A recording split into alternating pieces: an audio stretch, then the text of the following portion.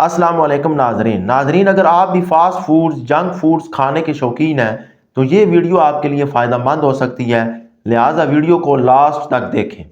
ناظرین، مونوسوڈیم گلوٹامیٹ ایک سوڈیم نمک ہے جو گلوٹامک ایسڈ سے حاصل کیا جاتا ہے۔ یہ عام طور پر کھانوں کا ذائقہ بڑھانے کے لیے استعمال کیا جاتا ہے، خاص طور پر پروسیسڈ فوڈز جیسے کہ chips, noodles, fast foods, chips وغیرہ میں استعمال کیا جاتا ہے۔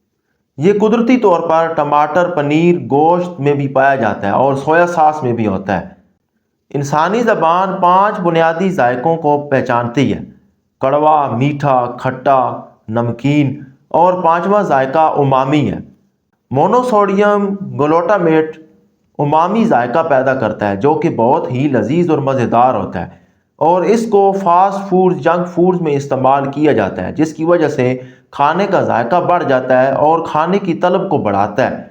لہٰذا اس کو کھانے کے بعد انسان کا دل کرتا ہے کہ میں اس کو مزید کھاؤں۔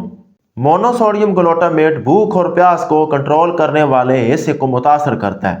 یہ جسم میں گلوٹامیٹ ریسپٹرز کو متحرک کر کے بھوک بڑھاتا ہے، جس کی وجہ سے انسان کو کھانے کی مزید خواہش ہوتی ہے۔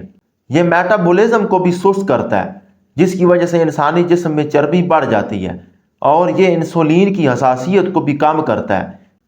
گلوٹامیٹ ایک قدرتی نیورو ٹرانسمیٹر ہے جو دماغ میں اعصابی پیغامات کی ترسیل میں اہم کردار ادا کرتا ہے۔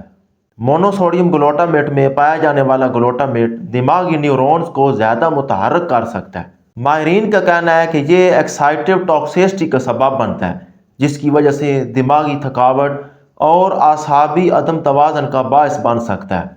مونوسوڈیم گلوٹامیٹ کے زیادہ استعمال سے بے چینی، چڑچڑاپن اور نیند میں خلل پیدا ہو سکتا ہے۔ لہذا فاسٹ فوڈز، جنک فوڈز اور تیار شدہ کھانوں کا زیادہ استعمال صحت کے لیے نقصان دہ ثابت ہو سکتا ہے، خاص طور پر جو چھوٹے بچے یہ پاپڑ اور لیز کھاتے ہیں، ان میں اس کا وافر مقدار میں استعمال کیا جاتا ہے۔ چھوٹے بچوں میں یہ دماغی امراض اور حافظے کی کمزوری کا سبب بن سکتا ہے۔ ناظرین، ویڈیو پسند آئے تو لائک کر دیں اور چینل کو سبسکرائب کر دیں۔